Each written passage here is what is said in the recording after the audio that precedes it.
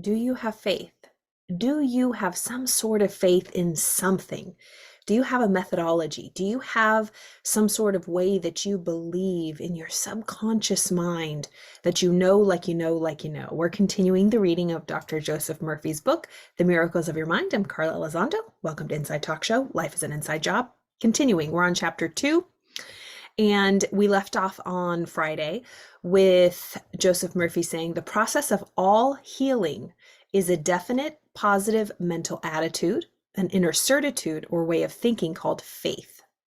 Healing is due to a confident expectancy, which acts as a powerful suggestion to the subconscious mind, releasing its healing potency.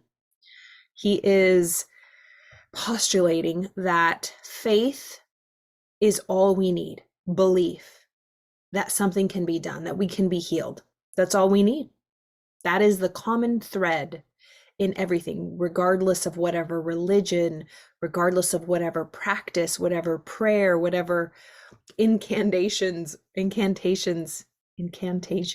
are spoken, that the common element is faith.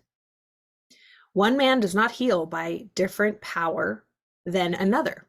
So one person doesn't heal by a different power than another. It is true, he may have his own theory and method. There is only one process of healing, and that is of faith. There is only one healing power, namely your subconscious mind. Select the theory and method which you prefer. You can rest assured if you have faith, you shall get results. So Dr. Joseph Murphy is saying that regardless of your method or your theory or your religious upbringing or spiritual upbringing or nothing in between, if you have faith, that in itself is very healing, potent power. And it exists in your subconscious mind, within you. He goes on to tell a story. In the Los Angeles Examiner some time ago, John McDowell described testing being conducted in prayer therapy at Redlands University here in Southern California under the title Psychosomatic Tests Bear Prayer's Power. He writes as follows. Dr. William R. Parker, 37-year-old director of the clinic, today revealed for the first time that early results of prayer therapy in a group of 20 arthritic, tubercular, ulcer, and speech impediment patients have been favorable. These patients who agreed to practice prayer therapy in addition to the university's clinic regular group psychological therapy have been making greater progress than the clinic's regular patients, Dr. Parker said. For example, a stomach ulcer patient relying solely on prayer and group therapy has reported that for the last 3 weeks, all symptoms of his ailments have disappeared. A Redlands University professor afflicted most of his life with a severe case of stuttering, which years of various treatments failed to correct, today has no trace of speech impediment after 6 months of prayer therapy. Another teacher forced into retirement a year ago because of tuberculosis is now back at his teaching job, apparently cured. This man's doctor, a tuberculosis specialist, recently gave him a sputum test. Dr. Parker said, the test turned up negative, and the doctor was certain a mistake had been made. He immediately made another test, and that was negative too. Dr. Parker, a doctor of psychology, not medicine, stresses that prayer therapy is no quackish miracle cure-all, but a scientific approach to prayer and its effect on the subconscious mind. That's kind of similar to Christian Science, kind of using the powers of our mind to heal ourselves. The subconscious mind, in the eyes of the still pioneering psychosomatic medicine world, is the fountainhead of many of mankind's afflictions, including arthritis, asthma, hay fever, multiple sclerosis, tuberculosis, ulcers, and high blood pressure. A psychosomatic theory, hotly disputed by the medical profession, is that such ailments start as functional disorders in the subconscious and develop in organic disease, which doctors treat by attacking the symptoms rather than the cause. Prayer therapy, according to Dr. Parker, is a psychosomatic attempt to attack the causes of these disorders in the subconscious. 4 basic personality difficulties are at the root of everything that goes wrong in the subconscious mind, Dr. Parker says. They are fear, hate, guilt, and inferiority. Ooh, this is so good. If you remember, I don't think I have it here.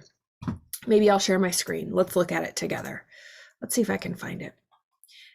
Dr. David Hawkins has a wonderful emotional scale where, I'll just explain it, where every single emotion that we have is rated on a scale from 0 to 1,000. And every emotion has energy.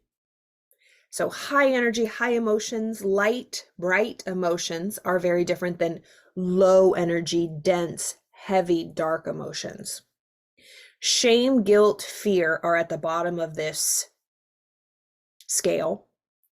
Love, joy, forgiveness, happiness, bliss are at the height. And think of your body as an instrument. Think of your body as an instrument. And there are different scales from low to high. And think of them as energetic scales. Lower chords, so to speak, bass are really heavy and dense. Shame, guilt, fear. Higher are very light, bright, and loving, forgiving, unattached, if that makes sense. So depending on what emotions we're getting involved with will dictate our physiology, our biology. It will affect our body. Do you feel dense, heavy, and weighted down emotionally, psychically, physically? Or do you feel light and bright and that you can fly? Where do you fit on that emotional scale? Lower or higher? And what he just said right now was there are 4 basic personality difficulties that are at the root of everything that goes wrong with the subconscious mind. Fear, hate, guilt, and inferiority. Are you experiencing any of these feelings? Fear, hate, inferiority, guilt, shame. These rate very low on this, I think it's the emotional consciousness scale. I'm going to get it up right now. Don't you worry, team. We are going to do this. It was from Dr. David Hawkins' book, Power versus Force. Power versus Force. Here we go. I got it here, and I will share my screen. And this is just my rendition. I did this with my markers. Thank me in advance. All right, let's share this puppy. All right, I hope you can see this. All right, I don't know if you can see my cursor, but basically, let me move this little guy up here. Okay, so if you could see levels of consciousness, Dr. David Hawkins' Power versus Force, the calibration and effects of different emotions. So 1,000 is the highest. This is that calibration. Shame is the lowest at whatever, 20, let's just say 20. I just copied this from his book. So peace ranks at 600 and it goes up to 1,000. These are quite rare in our world of duality. So he breaks it down to 200 and below is what the majority of people kind of calibrate at, out of the zone, stuck in negative emotion. I certainly am out of the zone or was out of the zone most of the time of my life. Under 200, I would calibrate under 200, out of the zone. Inertia, feeling stuck, depressed, lethargic, or anxious, hyperactive. My thoughts are racing. I'm very anxious. I can't sit still. I'm irritable, restless, discontent. These out of the zone feelings, pride, anger, desire, fear, grief, apathy, guilt, shame. This is out of the zone. Then we move up to level 1. This is above 200. Happy and productive. I stay here most of the time, thank God, but it takes work. And remember, it's every day. I have to calibrate. I have to recalibrate every single day. I don't just get up here to peace and joy and I'm good to go. No, ma'am. Every single day I have to recalibrate, so to speak. And every hour, really, I have to recalibrate because things will always try to drag me down here. Pride, anger, desire, fear, out of the zone. Okay. So where do you calibrate? Understanding we're getting up to the higher levels of 400, peak performance without stress, or up here above 500, love, gratitude, joy, synchronicity, and extraordinary outcomes. Things are just falling into place for you. It's like magic. You are connected. You are intuitively connected. You're feeling love, gratitude, joy. And when you get up to 600, there's peace and above. Dr. David Hawkins talked about how 600 and above, even 1,000, those were the Jesus, the Buddhas, these avatars, these masters that were just, the highest level of awakened consciousness. But most people, calibrate along this scale. So think of yourself as an instrument. And if you want to copy this, message me, please. I will send it to you. Let me stop sharing. I hope that was helpful, that visual. So think of yourself as an instrument. You calibrate at an emotional level, and that will dictate the state of your body. Truly. Emotion, the best description I've heard of emotion is the conscious awareness of the vibration you're in. Emotion is just the words we put. Feeling is just the words we put of the awareness, the conscious awareness of the vibration we're in. Vibration meaning the feeling. When you hit a drum or you strike a chord or hit a key on a piano and it lets out a certain note or a sound.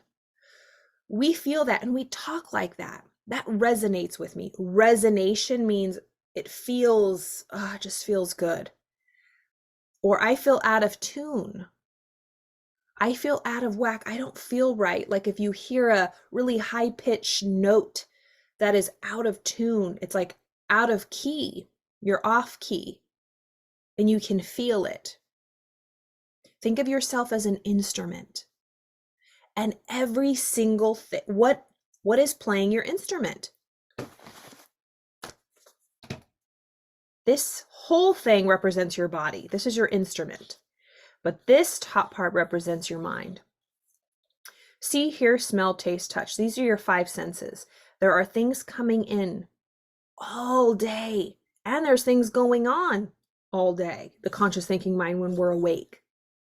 That is sending information, getting under our skin. We're getting emotionally involved with things. And that is dictating the vibration we're in, how we're feeling. Depending on what we let into our subconscious mind, will dictate the instrument of our body, which will impel us to act. Depending on how we act, that's the results we get in life. The easiest way to think of it is look at the results in your life. Objectively, step back as if you were a stranger. As if you were looking at somebody else. We do that all the time. If you were to objectively step back, non-biasedly, which is hard, and look at your life without emotion, and look at the results in the areas of career, finance, relationship, and health. What kind of results are you getting? Are they good or are they not so good? Or are they somewhere in the middle?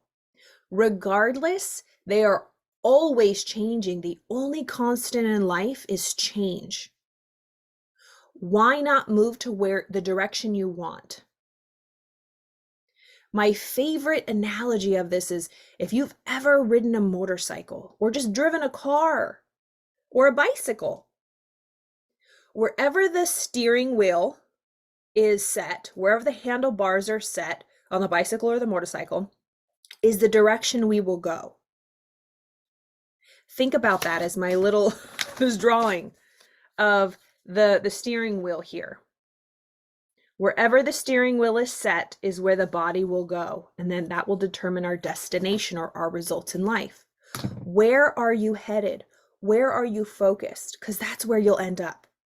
If you are riding a motorcycle in the dark of night and the headlight was shining ahead and you saw a big tree, what would happen if you did not turn the steering wheel or the handlebar? You would go right into that tree. Whatever your mind is focused on, the light of your mind is where you will end up. And mostly we are focused on the things that scare us, the things that we're afraid of, the worry, that our biggest fear, right? The book of Job is the best. The thing you fear has come upon you. That's why it happens, because we are focused on it. We must learn to turn our attention and move from it. We think we're in control by keeping our eyes on it. We're keeping our eye on it so it can't go anywhere. We run face right into it, face first. We must have faith that we are worthy of turning that steering wheel and going in a direction that we want. A lot of times we feel, well, it's right in front of me. That's what I deserve. It's right in front of me. Well, that's just the lot in life I have. It's right in front of me. That's what that's what God's plan is for me. We have free will. And that goes back to the question, do you feel like God is testing you? Do you feel like God wants to hurt you? Do you feel like the universe is out to get you? Do you feel like you have to do something to deserve good things in life? I want you to really think about that. I, for sure, through many different things, was programmed with this deep, deep rooted idea that I have to do something first. I have to do something to be deserving of. I have to prove, I have to pass tests. I have to be good before good things can happen. What does that tell us? That we're unworthy, that we're not good enough, that there is some arbitrary off-planet, outside of us jury, God, somebody on a cloud that is determining whether we're worthy or not. And that is why we remain in such fear, worry, doubt, pain, depression, and anxiety. I speak for myself. This is really good. I love this book. I know I'm going off on tangents, but yeah, Dr. Joseph Murphy's still on chapter 2. I'm trying to find where I left off. The Miracles of Your Mind, chapter 2. We just read a little bit of that. So basically talking about the root of things that go wrong in our subconscious mind. The root of things that go wrong in our subconscious mind, the feelings, is when we have fear, hate, guilt, and feelings of inferiority. This causes such dissonance and dysregulation in our physical body. And when we are in a dysregulated state, what kind of actions do we take? And then what kind of results follow those actions? I hope you enjoyed that. As always, we're growing this channel. I'm so excited. We're at 248 subscribers, or 249. I don't remember. But this is it. You are watching this unfold. Who knows where it's going to go? All I know is that I love reading this material. I love growing, reading, learning, expanding, and sharing it with like-minded people. So if you know anyone that would love this, please share. And I appreciate your support. I will see you tomorrow.